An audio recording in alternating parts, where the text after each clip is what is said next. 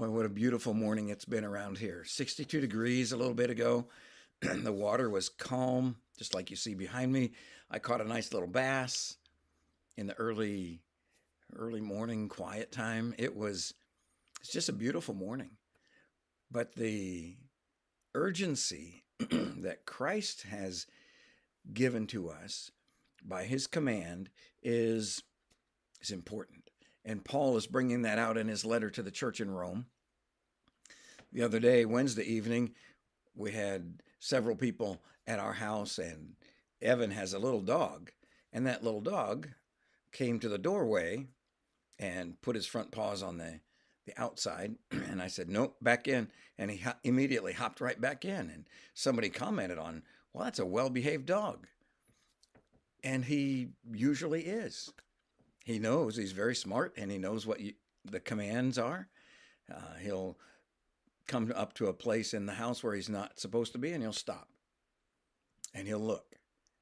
And if you say, nope, turn around and go back, he'll go back. You say, go upstairs. He doesn't like it, but he'll go upstairs.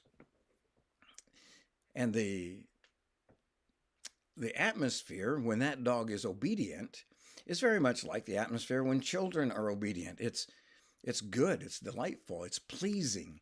And when we are obedient to Christ, from heaven's perspective, that's good, it's pleasant, and it's very pleasing. So listen in as Paul writes here in verse 12 of chapter 13. Excuse me, just for a moment.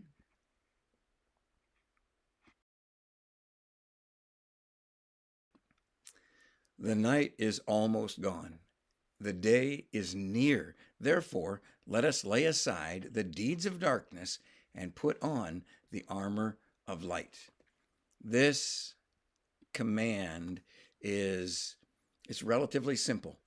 Paul is saying, look, the time for laziness, the time for selfishness, the time for all these things is past. Put on the armor of light. Jesus is coming soon. We are nearer to the day of salvation than when we first believed. That's what he said in verse 11. And now he's saying, don't let the sense of urgency slack. Realize that today is the day where we can all say to each other, look, we're one day closer to heaven than we've ever been before. And this sense of urgency, it's not only because the sovereign Lord commands us, but it's also combined with the idea that we will see him face to face very soon. So whatever's happening in your life, in another place we read, lay aside the sin that so easily entangles you. Lay aside the encumbrances, the distractions, and run with endurance the race that's set before you. And we're closer to the end of the race than ever before.